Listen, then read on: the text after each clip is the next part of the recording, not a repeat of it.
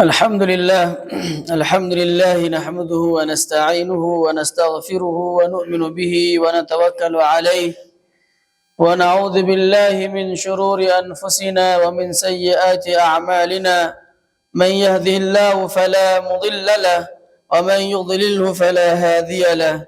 ونشهد أن لا إله إلا الله وحده لا شريك له ونشهد أن محمدا عبده ورسوله أرسله بالحق بشيرا ونذيرا بين يدي الساعة من يطع الله ورسوله فقد رشد واهتدى ومن يعصهما فإنه قد غوى وإنه لا يضر إلا نفسه ولا يضر الله شيئا إن خير الحديث كتاب الله وخير الهدي هدي محمد صلى الله عليه وسلم وإن خير الأمور عوازمها وشر الأمور محدثاتها كل محدثة بدعة وكل بدعة ضلالة وكل ضلالة في النار أما بعد فأعوذ بالله من الشيطان الرجيم بسم الله الرحمن الرحيم يا أيها الناس اتقوا ربكم إن زلزلة الساعة شيء عظيم يوم ترونها تذهل كل مرضعة عما أرضعت وتضع كل ذات حمل حملها وترى الناس سكارى وما هم بسكارى ولكن عذاب الله شديد وقال رسول الله صلى الله عليه وسلم سبعة يظلهم الله في ظله يوم لا ظل إلا ظله الإمام العادل وشاب نشأ بعبادة الله ورجل قلبه معلق في المساجد ورجلان تحابا في الله اجتمع عليه وتفرقا عليه ورجل دعته امرأة ذات منصب وجمال فقال إني أخاف الله ورجل تصدق بصدقة فأخفاها حتى لا تعلم شماله ما تنفق يمينه ورجل ذكر الله خاليا ففاضت عيناه متفق عليه او كما قال عليه الصلاة والسلام۔ سب سے پہلے تمام تعریفیں اور تحمید و توصیف اس ذات کے لیے ہے جنہوں نے اس کائنات کو بنایا، اس کائنات میں ہم انسانوں کو بسایا، ہماری ضروریات کے لیے تمام چیزیں میسر کی۔ درود و سلام ہو تمام انبیاء اکرام پر، خصوصاً آخر الزمان حضرت محمد صلی اللہ علیہ وسلم پر کہ جن کی محنتوں سے ہم تک دین پہنچا ہے۔ اللہم صلی علی محمد نبی الامی وعلی آلہ واصحابہ اجمعین۔ حاضرین جمعہ، آج میں نے اپنے خطبے کے اندر جن آیت اور حدیث کا میں نے سہارا لیا ہے، میں کوشش کروں گا کہ انہی کی روشنی میں اپنی بات کو رکھوں۔ آج میری بات کا اصل موضوع یہ ہے کہ حق تعالیٰ کے سائے میں، عرش کے سائے میں وہ 7 قسم خوش نصیب لوگ کون ہوں گے جن کو اللہ تبارک و تعالیٰ اپنا عرش کا سایہ نصیب کرے گا۔ ابھی میں نے خطبے کے اندر جو حدیث پڑھی ہے اس کے راوی ابو ہریرہ رضی اللہ تعالی عنہ ہیں، جس کی تخریج امام بخاری اور امام مسلم نے کی ہے، جس میں رسول اللہ صلی اللہ علیہ وسلم نے فرمایا کہ 7 قسم کے لوگ ایسے ہوں گے جو کل قیامت کے دن اللہ کے سائے میں ہوں گے جس دن کوئی سایہ نہ ہوگا۔ اس میں سے پہلا وہ ہے جو انصاف پسند حاکم ہوگا، انصاف کے ساتھ فیصلہ کرنے والا ہوگا۔ دوسرا خوش نصیب وہ ہے جس کی جوانی اللہ کی عبادت میں گزرے۔ تیسرے وہ ہیں جس کا دل مسجدوں سے لٹکا ہوا ہو۔ چوتھے وہ ہیں جو 2 آدمی آپس میں اللہ کے لیے محبت کرتا ہو، اللہ ہی کے لیے جمع ہوتا ہو اور اللہ ہی کے لیے جدا ہوتا ہو۔ اور 5واں وہ ہے کہ جس کسی کو ایک عہدیدار اور خوبصورت عورت نے دعوت زنا دی اور اس نے کہا کہ میں اللہ سے ڈرتا ہوں اور اس کی پیشکش کو ٹھکرا دیا۔ اور 6واں وہ ہے کہ ایسے شخص جو اللہ کی راہ میں ایسا صدقہ کرے کہ اس کو چھپائے، اس طور پر چھپائے اس کے بائیں ہاتھ میں پتہ نہ چلے کہ اس کے دائیں ہاتھ نے کیا خرچ کیا ہے۔ اور 7واں وہ ہے کہ جس نے اپنے اللہ کو خلوت میں، تنہائی میں یاد کیا اور اس کے آنکھوں سے آنسو بہ پڑے اور وہ رو دیا۔ یہ 7 خوش نصیب لوگ ایسے ہوں گے جو کل قیامت کے دن اللہ کے سائے میں ہوں گے۔ ہم اور آپ جس اسلام کو مانتے ہیں، ہمارا اعتقاد جس چیز سے پر ہے وہ اللہ اس کے رسول کو ماننا ہے، اس کے فرشتوں کو مانتے ہیں، اس کی کتابوں کو مانتے ہیں۔ جہاں پر ہمارا اعتقاد ان چیزوں پر ہے وہیں پر ایک چیز یہ بھی ہے کہ البعث بعد الموت، کہ دوبارہ اٹھائے جانے پر قیامت کے دن وہ اس لیے واقع ہوگا کہ ہم انسان اس رہتے دنیا میں کیا کیا عمل کیا، اس کے حساب و کتاب کے لیے اللہ تبارک و تعالیٰ قیامت برپا کرے گا۔ قیامت کے دن کی ہولناکی کے بارے میں قرآن میں حدیث میں کیا کیا باتیں آئی ہیں ہم سمجھنے کی کوشش کرتے ہیں، اس سے بات ہمیں سمجھ میں آئے گی کہ قیامت واقعی کتنی ہولناک چیز ہے۔ ابھی میں نے خطبے کے اندر جو آیت کریمہ پڑھی ہے جس میں اللہ تبارک و تعالیٰ نے فرمایا، قیامت کی ہولناکی کے متعلق فرمایا کہ اے لوگو اپنے رب سے ڈرو، ان زلزلۃ الساعۃ شیء عظیم، بے شک قیامت کا زلزلہ ایک امر عظیم ہے۔ جس دن دودھ پلانے والیاں عورتیں اپنے بچوں کو بھول جائیں گی، جس دن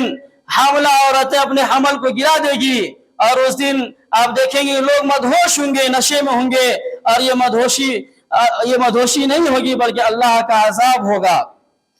جس دن کے بارے میں اللہ تبارک و تعالیٰ نے فرمایا یوم تعرج الملائکۃ والروح الیہ فی یوم کان مقدارہ 50,000 سنہ، اس دن جبرائیل امین اور فرشتے اللہ کی جانب چڑھیں گے اور وہ دن ایک دن کے مقدار 50,000 سال کے برابر ہوگا۔ جس دن کے بارے میں اللہ تبارک و تعالیٰ نے فرمایا کہ جس کا نامہ اعمال بائیں ہاتھ میں ملے گا وہ کہے گا یا لیتنی لم اوت کتابیہ، کہ ہم اس حسابی کو نہیں پاتے، ہم کتابی کو نہ پاتے، ولم ادری ما حسابیہ، اور اس حساب کو ہم جانتے ہی نہ، یا لیتہا کانت القاضیہ، کاش کہ فیصلہ ہو جاتا، میرا مرنا ہی وہ اصلاۃ الفیصلہ ہو جاتا، ما اغنی عنی مالیہ، میرے لیے نہ مال کام آیا، ما اغنی سلطانیہ، نہ ہماری سلطنت نہ ہماری قوت کام آئی، خذوہ فغلوہ، کہا جائے اسے پکڑ لو، ثم الجحیم صلو، پھر جہنم کے اور جو اسے گھسڑتے ہوئے لے کے چلو۔ یہ قیامت کی ہولناکی ہے۔ جس دن کے بارے میں فرمایا یوم یفر المرء من اخیہ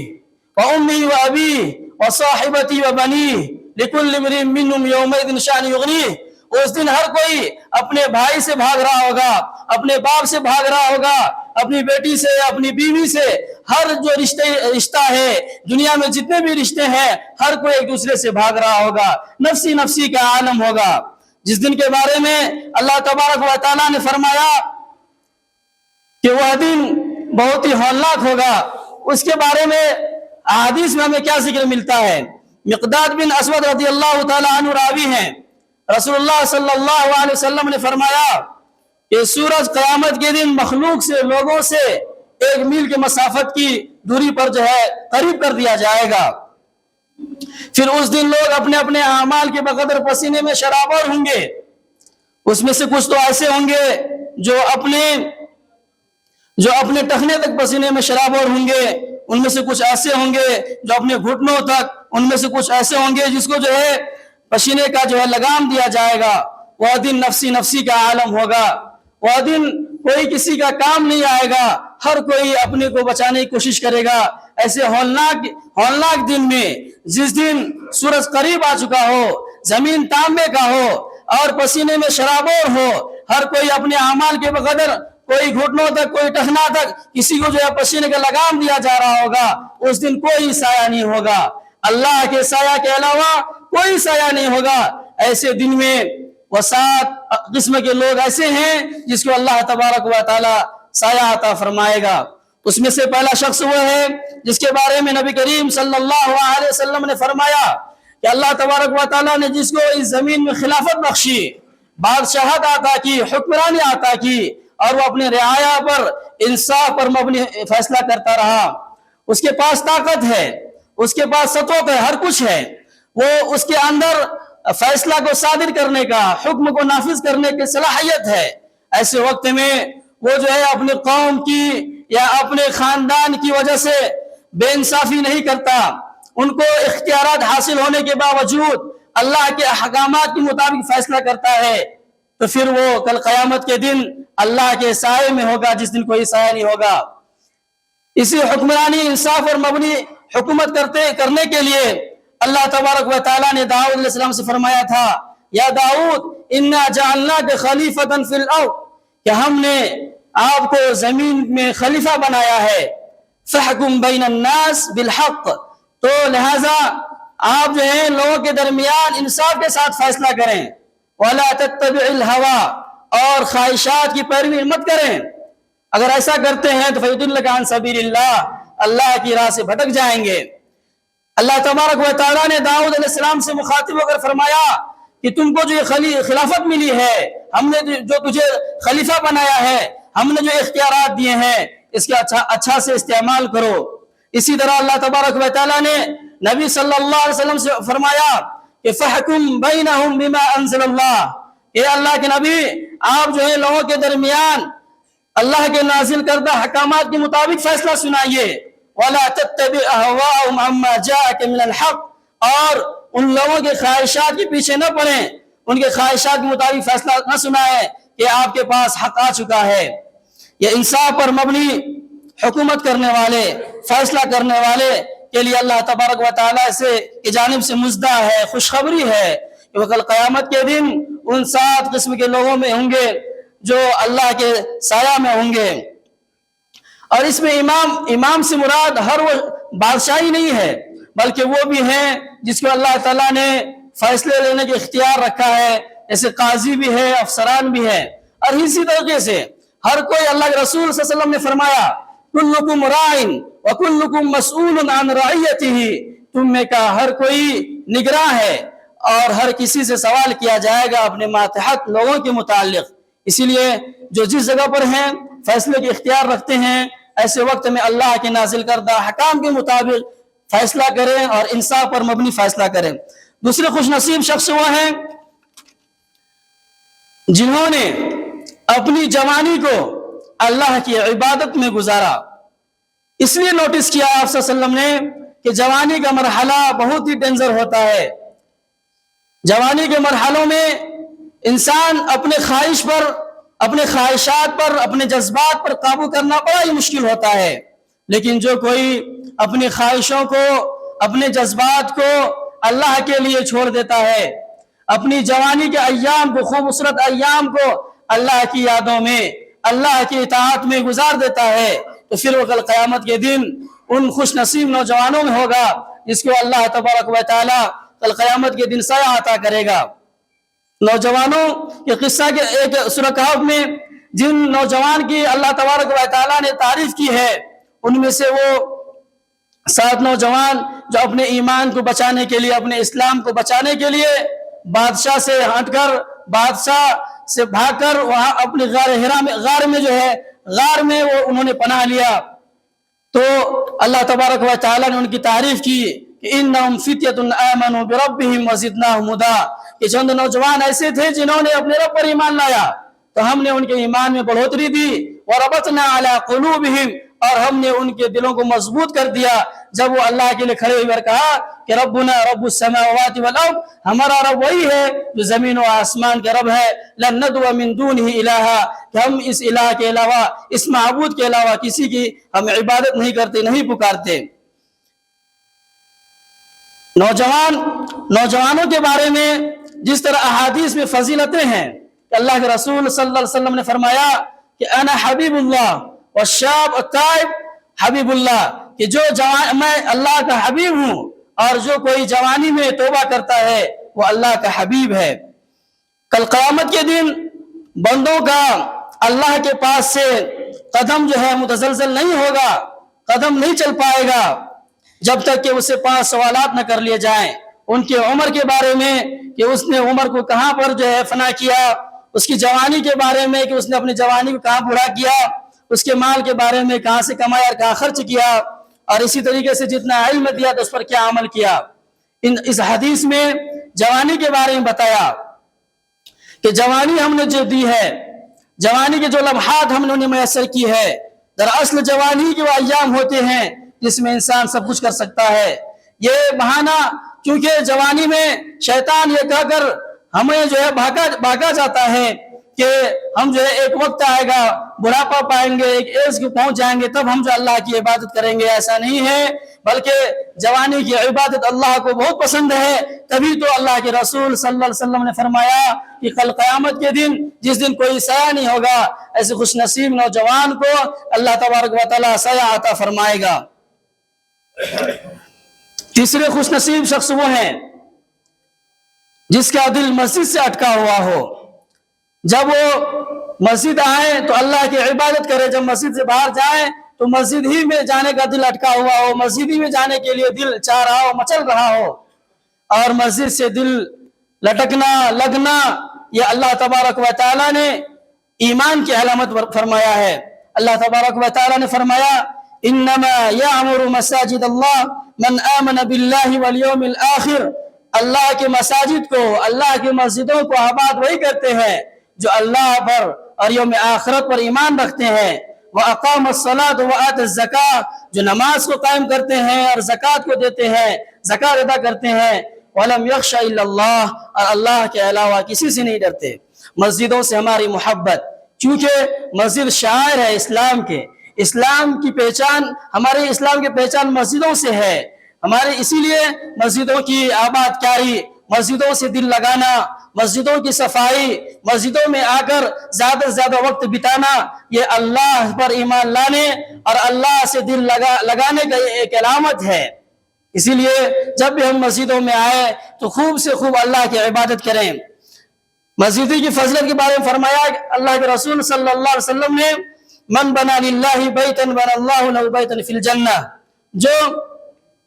اللہ کے لیے گھر بنائے یعنی مسجد بنائے، اللہ تبارک و تعالی جنت میں اس کے لیے گھر بناتا ہے۔ مسجد کی آباد کاری میں مسجد بنانا ہے، سر صفائی ہے، اور مسجد میں آ کر زیادہ سے زیادہ وقت بتانا بھی ہے، تو وہ خوش نصیب لوگوں میں سے ہوگا جو مسجدوں سے دل لگاتے ہیں۔ جب بھی موقع ملتا ہے گھر آتے ہیں، سفر سے واپس آتے ہیں، جہاں کہیں سے بھی آتے ہیں تو سب سے پہلے مسجد کو جاتے ہیں، نماز پڑھتے ہیں، اور مسجدوں سے دل لگنا یہ ایمان کی علامت ہے، اور ان خوش نصیب لوگوں میں سے ہوں گے جن کو اللہ تبارک و تعالیٰ اپنا سایہ عطا فرمائے گا۔ اور چوتھے قسم کے لوگ وہ ہیں وہ دو شخص جو آپس میں اللہ کے لیے محبت کرتے ہوں، اور جب کبھی جدا بھی ہونا ہو تو پھر وہ اللہ ہی کے لیے جدا ہوں۔ یہ اللہ کے لیے محبت کرنا یہ بہت بڑی چیز ہے، ان کی فضائل احادیث میں بہت ہیں کہ اللہ تبارک و تعالیٰ قیامت کے دن فرمائیں گے این المتحابون بجلال اليوم، آج کے دن والوں کہاں ہیں جو میرے لیے جو ہے آپس سے محبت کرتے تھے، میں ان کو اپنے سایہ میں سے اپنا سایہ عطا کروں گا۔ اور آپس میں اللہ کے لیے محبت کرنا یہ ایمان کی علامت فرمایا ہے۔ اللہ کے رسول صلی اللہ علیہ وسلم نے فرمایا کہ ایمان کی حلاوت اور مٹھاس اس نے پایا جس کے اندر یہ تین چیزیں ہیں۔ پہلی یہ کہ اللہ اور اس کے رسول سب سے زیادہ محبوب ہوں، اس کی نظر میں اللہ اور اس کے رسول سب سے زیادہ محبوب ہوں، اور دوسرا یہ کہ کوئی بھی شخص جو محبت کرے اس کا محبت کرنا اللہ ہی کے لیے ہو، اور تیسرا یہ کہ ہدایت پا جانے کے بعد کفر کی جانب لوٹنا ایسا ہی نہ پسند کرے جیسے آگ میں ڈال دیا جانا، اس نے دراصل ایمان کی مٹھاس کو پایا۔ اللہ تبارک و تعالیٰ نے فرمایا کہ وجبت محبتی للمتحابین فی والمتجالسین فی والمتزاورین فی والمتبازلین فی، کہ میری محبت واجب ہو جاتی ہے، میرا محبت کرنا ان بندوں سے واجب ہو جاتی ہے جو آپس میں میرے لیے محبت کرتے ہیں، جو آپس میں میرے لیے بیٹھتے ہیں، جو آپس میں ایک دوسرے کی زیارت میرے لیے کرتے ہیں، اور جب خرچ کرتے ہیں آپس میں تو میرے لیے کرتے ہیں۔ یہ بہت بڑی فضیلت ہے جن کو ہم ہلکے میں لیتے ہیں۔ ایک بھائی دوسرے بھائی سے جب محبت کرے تو بغیر مفاد کے، دنیاوی مفاد کے اللہ کے لیے محبت کریں۔ اللہ کے لیے محبت یہ کرنا یہ ہے کہ اگر آپ اسلام پر ہیں، اگر آپ شریعت کی پاسداری کر رہے ہیں اور آپ کا بھائی مکمل اسلام پر نہیں ہے تو ان کو بھی اسلام سمجھائیں۔ اللہ کے لیے محبت یہ بھی ہے کہ رشتہ داری کو بچانے کے لیے ان کی باتوں کو سہ جائیں، ان کی تلخ رویوں کو جو ہے اچھے سے ہینڈل کریں،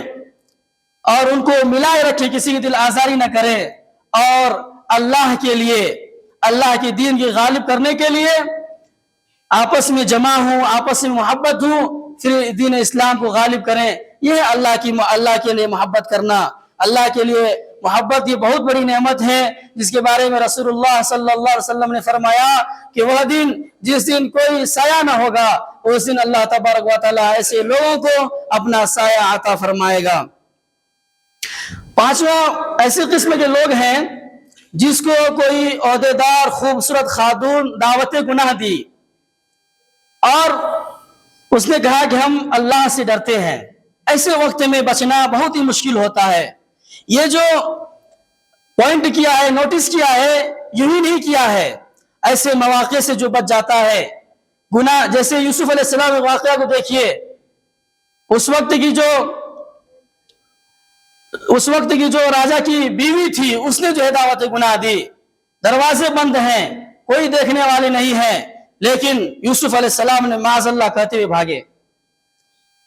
ایسا اپرچونٹی اگر کسی نوجوان کو مل جاتا ہے اور ایسے وقت میں کہتا ہے کہ ہم اللہ سے ڈرتے ہیں، تو پھر وہ نوجوان کل قیامت کے دن اللہ کے سائے میں ہوگا۔ ایسے موقع پر بچنا ہر کسی کے بس کی بات نہیں ہے۔ وہی بچے گا جس کے دل میں اللہ کا خوف ہوگا، جس کے دل اللہ کے ڈر سے لرز رہے ہوں گے، ورنہ ہم میں سے بچنا اللہ جسے توفیق دے گا وہی بچ پائے گا، ورنہ نہیں بچ پاتا ہے۔ اللہ کے رسول صلی اللہ علیہ وسلم نے فرمایا کہ وہ شخص جس کو کسی خوبصورت خاتون نے، عہدیدار خاتون نے دعوت زنا دی اور اس نے رد کر دیا، اس پیشکش کو ٹھکرا دیا اور کہا کہ ہم اللہ سے ڈرتے ہیں، تو ایسے شخص جو ہے کل قیامت کے دن اللہ کے سائے میں سے ہوگا، جس دن کوئی سایہ نہیں ہوگا۔ وَأَمَّا مَنْ خَافَ مَقَامَ رَبِّهِ وَنَهَى النَّفْسَ عَنِ الْهَوَىٰ، جو کوئی اللہ کے پاس کھڑے ہونے سے ڈرتا ہے، اللہ کے پاس کھڑے ہونے کا جو استحضار رکھتا ہے اور اسی کے مطابق اپنی زندگی کو عمل میں لاتا ہے، اسلامی عمل میں لاتا ہے، وَنَهَى النَّفْسَ عَنِ الْهَوَىٰ، اور نفس کو خواہشات سے روکے رکھتا ہے، فَإِنَّ الْجَنَّةَ هِيَ الْمَأْوَىٰ، تو اس کے لیے جنت ہی ٹھکانہ ہے۔ دراصل خواہش نفس سے بچنا یہ مومنوں کی صفات میں سے فرمایا ہے۔ عباد الرحمن کی صفات میں سے ایک یہ ہے کہ وَلَا يَزْنُونَ، کہ وہ لوگ گناہ نہیں کرتے ہیں، وہ لوگ زنا نہیں کرتے ہیں موقع پانے کے باوجود بھی۔ تو وہ خوش نصیب لوگوں میں سے ایسے بھی ہیں جس کو جو ہے موقع ملا، ان کو جو ہے اپرچونٹی ملی، پھر وہ اس پیشکش کو مسترد کر دیا، ٹھکرا دیا۔ تو ایسے قسم کے لوگ کل قیامت کے دن اللہ کے خصوصی سائے میں ہوں گے۔ اور اسی میں سے چھٹے قسم کے لوگ وہ ہیں جس نے صدقہ کیا اور اس صدقہ کو چھپانے کی کوشش کی، اور اس طور پر چھپایا کہ اس کے بائیں ہاتھ کو بھی نہیں پتا چل پایا کہ اس کے دائیں ہاتھ نے کیا خرچ کیا ہے۔ دراصل صدقہ کی بہت سی فضیلتیں ہیں۔ قرآن میں بھی فرمایا کہ ان تبدوا الصدقات فنعما ہی، کہ اگر ظاہراً تم صدقہ کرتے ہو تو اچھی چیز ہے، بہت خوب ہے، لیکن وَإِن تُخْفُوهَا وَتُؤْتُوهَا الْفُقَرَاءَ فَهُوَ خَيْرٌ لَكُمْ، اگر تم اسے چھپا کر عطا کرتے ہو اور محتاج اور فقیروں پر، صاحب محتاج پر اگر تم یہ صدقہ دیتے ہو تو فَهُوَ خَيْرٌ لَكُمْ، تو یہ کہیں زیادہ تمہارے لیے بہتر ہے۔ صدقۃ السر، نبی صلی اللہ علیہ وسلم نے فرمایا کہ صدقۃ السر تطفئ غضب الرب، کہ چھپا کر صدقہ کرنا یہ رب کی غصہ کو ٹھنڈا کرتا ہے، رب کے غصہ کو ٹھنڈا کرتا ہے۔ اسی لیے صدقہ کی جہاں پر بہت سی فضیلتیں ہیں، وہاں پر سب سے زیادہ فضیلت یہ ہے کہ ہم جب صدقہ کریں تو دکھلاوے کے لیے نہ کریں، جب ہم صدقہ کریں تو چھپا کر کریں، اس طرح چھپا کر کریں کہ دائیں ہاتھ نے کیا خرچ کیا، بائیں ہاتھ نے کیا خرچ کیا، دائیں ہاتھ کو بھی پتہ نہ چلے۔ یہ ایک مثال ہے، جتنا کوشش ہو سکے، جتنا ممکن ہو ہم صدقہ جو ہے چھپا کر کریں، راتوں میں جا کر، ایسے وقت میں جا کر جہاں پر بھیڑ بھاڑ کم ہو، صاحب محتاج تک اگر ہم صدقہ پہنچاتے ہیں تو کل قیامت کے دن اللہ تبارک و تعالی ہمیں اپنا سایہ عطا فرمائے گا۔ اور صدقہ کے بارے میں اللہ تبارک و تعالی نے فرمایا کہ یمحق اللہ الربا ویربی الصدقات، یہ آیتیں ہم اس لیے یہاں پر پڑھ رہے ہیں، تلاوت کر رہے ہیں کہ صدقہ دینے والے کو بظاہر تو لگ رہا ہوتا ہے کہ ہم جو صدقہ دے رہے ہیں اس میں بظاہر ہمیں لگتا ہے کہ ہمارا مال پاکٹ سے جا رہا ہے، ہمارا مال جاتا ہوا نظر آتا ہے، اور جو لوگ سود کھاتے ہیں، جو لوگ بیاج کھاتے ہیں، اس میں ظاہراً لگتا ہے کہ مال جو آتا ہوا نظر آ رہا ہے، لیکن یہ خبر اللہ کی جانب سے ہے کہ یمحقُ الربا، کہ اللہ تبارک و تعالی سود کو مٹا دیتا ہے، وَيُرْبِي الصَّدَقَاتِ، اور صدقے کو جو ہے بڑھا دیتا ہے۔ صدقہ دینا یہ مال میں کمی کی علامت نہیں ہے۔ ہم جو صدقہ دیتے ہیں، ہم جو زکوٰۃ دیتے ہیں، غریبوں اور محتاجوں کی جو مدد کرتے ہیں، ہماری مال میں کمی نہیں آتی، بلکہ اللہ تبارک و تعالیٰ اس مال میں برکت عطا فرماتا ہے، اور دن بدن جو ہے ہمارے مال میں بڑھوتری ہوتی ہے، پاکیزگی ہوتی ہے۔ اسی لیے جب ہم صدقہ دیتے ہیں تو اس میں ہم کوشش یہ کریں کہ ہم چھپا کر دینے کی کوشش کریں، تاکہ ہم ان 7 قسم خوش نصیب لوگوں میں آ سکیں جس دن کوئی سایہ نہیں ہوگا، اللہ تبارک و تعالیٰ ہمیں سایہ عطا فرمائے گا۔ اور ان 7 قسم کے لوگوں میں سب سے اخیر میں جو ذکر فرمایا اللہ کے رسول صلی اللہ علیہ وسلم نے، کہ وہ شخص جو تنہائی میں اللہ کو یاد کیا، خلوت میں اللہ کو یاد کیا، اور اللہ کو یاد کرتے ہوئے، اپنے گناہ کو یاد کرتے ہوئے ان کے آنکھوں سے آنسو بہ نکلے، اللہ کو یاد کرتے ہوئے دل دہل اٹھا اور آنکھوں سے آنسو نکل گیا، تو اللہ کی نظر میں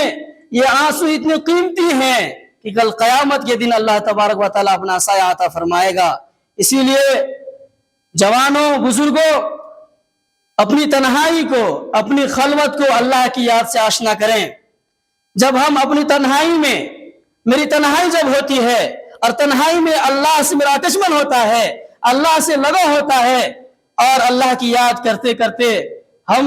ہمارے آنکھوں سے آنسو بہ نکلتے ہیں، تو پھر ہم ان خوش نصیب لوگوں میں سے ہوں گے۔ تنہائی دراصل یہ شیطان کا آماجگاہ ہے۔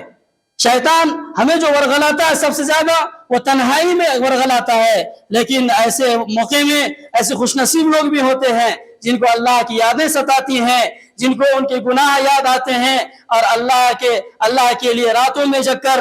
اور تہجد میں جگ کر اللہ کے سامنے جب آنسو نکالتے ہیں، اور یہ آنسو اللہ کے نزدیک اتنے محبوب ہیں کہ کل قیامت کے دن، جس دن نفسی نفسی کا عالم ہوگا، کوئی سایہ نہیں ہوگا، اللہ تبارک و تعالیٰ اس دن جو ہے اللہ تبارک و تعالیٰ سایہ عطا فرمائے گا۔ اور یہ آنسو نکلنا اور اللہ کی یاد میں تڑپنا یہ ایمان کی علامت ہے۔ اللہ تبارک و تعالیٰ نے فرمایا انما المؤمنون الذين اذا ذكر الله وجلت قلوبهم، دراصل مومن وہ ہیں جو لوگ اپنے اللہ کو یاد کرتے ہیں، تو اس کے اذا ذکر اللہ وجلت قلوبهم، جب اللہ کو یاد کرتے ہیں تو ان کے دل ڈال اٹھتے ہیں، دھڑک اٹھتے ہیں۔ وَإِذَا تُلِيَتْ عَلَيْهِمْ آيَاتُهُ زَادَتْهُمْ إِيمَانًا، جب ان کے پاس اللہ کی آیات کا تلاوت کی جاتی ہیں تو پھر ان کے ایمان بڑھ جاتے ہیں۔ وَإِذَا تُلِيَتْ عَلَيْهِمْ آيَاتُهُ زَادَتْهُمْ إِيمَانًا وَعَلَىٰ رَبِّهِمْ يَتَوَكَّلُونَ، اور وہ لوگ اپنے ہی رب پر توکل کرتے ہیں۔ الَّذِينَ يُقِيمُونَ الصَّلَاةَ، اور جو لوگ نماز کو قائم کرتے ہیں۔ وَمِمَّا رَزَقْنَاهُمْ يُنْفِقُونَ، اور ہم نے جو اسے عطا کیا اس سے خرچ کرتے ہیں۔ أُولَٰئِكَ هُمُ الْمُؤْمِنُونَ حَقًّا، تو یہی دراصل مومن ہے، ان کے لیے درجات ہیں اور عزت کی روسی ہے، مغفرت ہے۔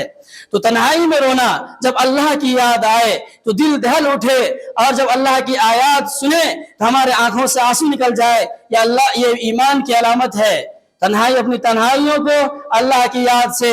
آشنا کریں، اپنی تنہائیوں کو اللہ کے ذکر سے لگائے رکھیں۔ دراصل جو تنہائی میں گناہ سے بچ گیا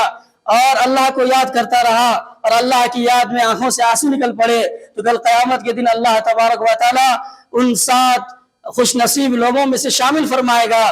اور اللہ تبارک و تعالیٰ اپنا سایہ عطا فرمائے گا جس دن کوئی سایہ نہیں ہوگا، اور اس دن نفسی نفسی کا عالم ہوگا۔ اللہ تبارک و تعالیٰ سے دعا ہے کہ اللہ تبارک و تعالیٰ ہمیں ان 7 خوش نصیب قسم کے لوگوں میں شامل عطا فرما، اور ہمیں کوشش کرنے کی توفیق دے۔ اگر آپ حکمراں ہیں، اگر آپ کے اندر صلاحیت ہے حکم نافذ کرنے کا، فیصلہ سازی کرنے کا، اس وقت جو ہے عدل کے ساتھ انصاف کریں۔ اللہ نے جوانی دی ہے، جوانی کو اللہ کی اطاعت میں گزاریں۔ اللہ اگر موقع دیتا ہے تو مسجدوں کے بنانے میں، مسجد کی آباد کاری میں اپنا حصہ لیں، شریک کریں، اور مسجدوں میں زیادہ سے زیادہ وقت دینے کی کوشش کریں۔ اور جب آپس میں تو بھائی ملیں، دوستی اور یاری ہو تو اللہ کے لیے محبت کرے۔ اسی طرح جب کبھی بھی شیطان ورغلائے اور کبھی بھی کبھی بھی جو پیشکش ہو کسی خاتون کے جانب سے، اگر اس وقت ہم اللہ سے ڈر جاتے ہیں، اللہ سے ڈرنے کی کوشش کریں. اسی طریقے سے ہم جب بھی صدقہ دیں تو اللہ کے لیے صدقہ دیں، نمایاں نہ ہو، نمود نہ ہو، ریاکاری نہ ہو. ہم اللہ کو ہر وقت یاد کریں. سب سے بڑی چیز یہ ہے کہ اپنی تنہائی کو اللہ کی یاد سے آشنا کریں. اللہ کے ذکر سے جو ہے ہماری یادیں ہوں، ہماری یادیں، ہماری تنہائی اللہ کی یاد میں ہو، اللہ کے ذکر میں ہو. اللہ تبارک و تعالیٰ سے دعا ہے کہ اللہ تبارک و تعالیٰ ہمیں ان